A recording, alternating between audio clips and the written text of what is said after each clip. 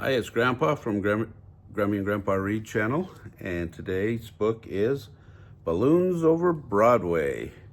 It's the true story of the Puppeteer of the Macy's Day Parade, and it's by Melissa Sweet, who's a Caldecott Award winner.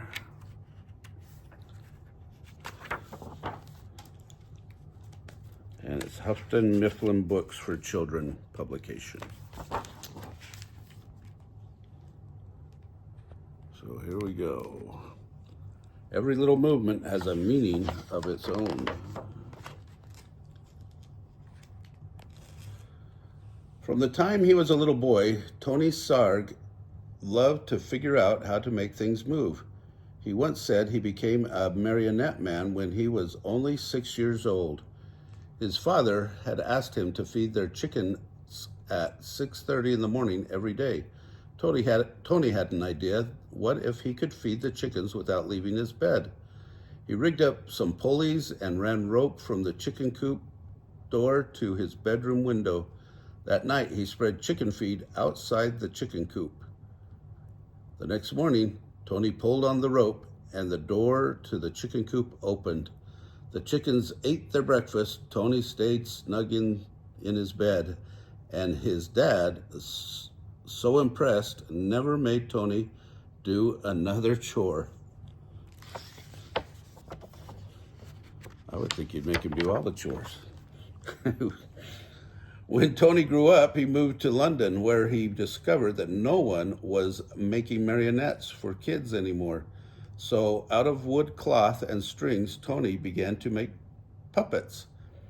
He figured out ways to make his marionettes move so lifelike that they performed as if they were real actors.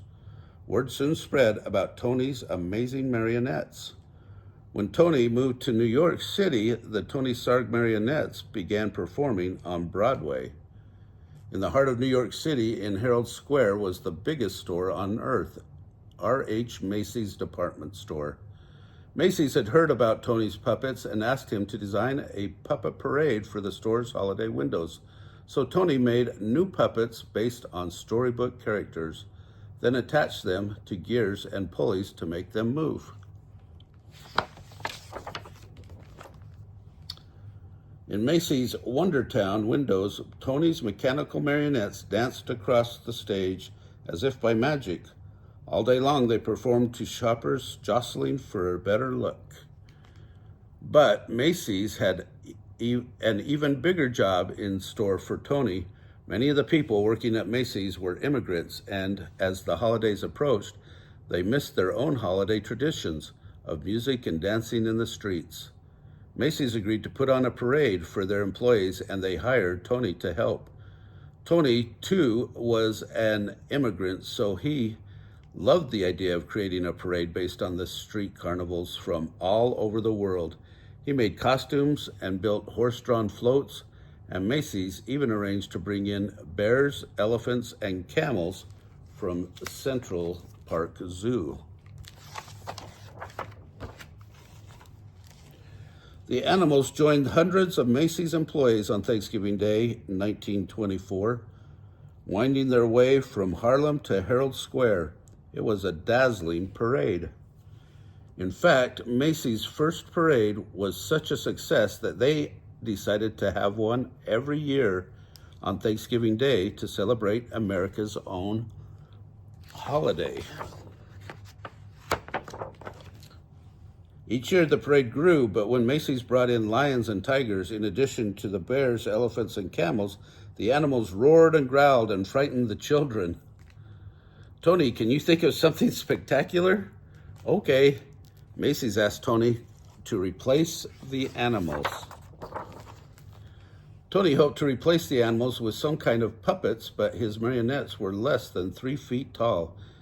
He would have to make much larger puppets in order for them to be seen in the parade, and how could he make them strong enough to hold up in bad weather, yet light enough to move up and down the streets? Tony knew of a company in Ohio that made blimps out of rubber, the perfect material for any weather. When he called the company and showed them his sketches, they agreed to make what Tony wanted. Still, how would Tony make his big puppets move? Then Tony had an idea from an Indonesian rod puppet in his toy collection. On Thanksgiving Day, Tony's creatures, some as high as 16 feet, spilled into the streets, and the crowds cheered wildly. Part puppet, part balloon, and the air-filled rubber bags wobbled down the avenues, propped by the wooden sticks. But now the sidewalks were so packed with people that only those in the first few rows could really see the parade. Tony realized his puppets would have to be even bigger and higher off the ground, and though the sticks helped to steer the puppets, they were stiff and heavy. Tony wanted his balloons to articulate, to move and gesture, more like puppets. But how? With a marionette, the controls are above and the puppet hangs down. But what if the controls were below and the puppet could rise up? During the next year, Tony set his new idea into motion. This time he asked the company in Ohio to make balloons out of rubberized silk, as strong as rubber, but lighter than rubber alone. Most important, Tony ordered the balloons to be filled not just with air, but with helium too. Since helium is lighter than air, it would make the balloons rise. Once the puppets were completed, they would be deflated and shipped back to Tony in New York. Tony did not know if everything would go as planned. It says, what if one hits a sharp object? What if balloons are filled with too much helium? Will they fit under the L, the elevated train track? It was still dark on Thanksgiving morning when Tony filled the balloons with helium, tethering them down with sandbags. By 1 p.m., the sidewalks were packed with people ready for the parade. Then one by one, Tony cut the lines to the sandbags.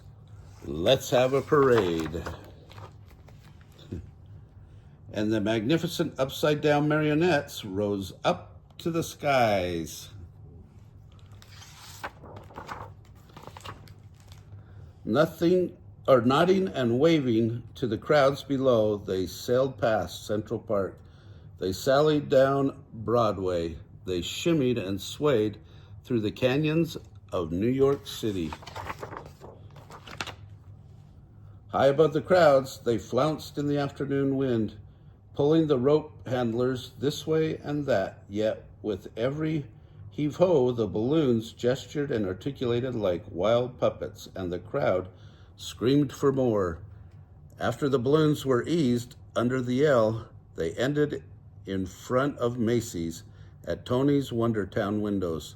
It was a parade New Yorkers would never forget. And from that day on, every Thanksgiving morning, crowds have lined the sidewalks of New York City to see what new balloons would rise to the skies for Macy's famous parade. Tony Sarg, the puppeteer who loved to figure out how to make things move, had set the stage with a little rigging for a puppet to be anything anyone could imagine it to be. The end. Isn't that cool to know the whole history of the Macy's Day Parade? If you like this book, smash the like button down below, give us a big thumbs up, subscribe to our channel of Grammy and Grandpa Read, and watch our playlist for Thanksgiving. Have a great day.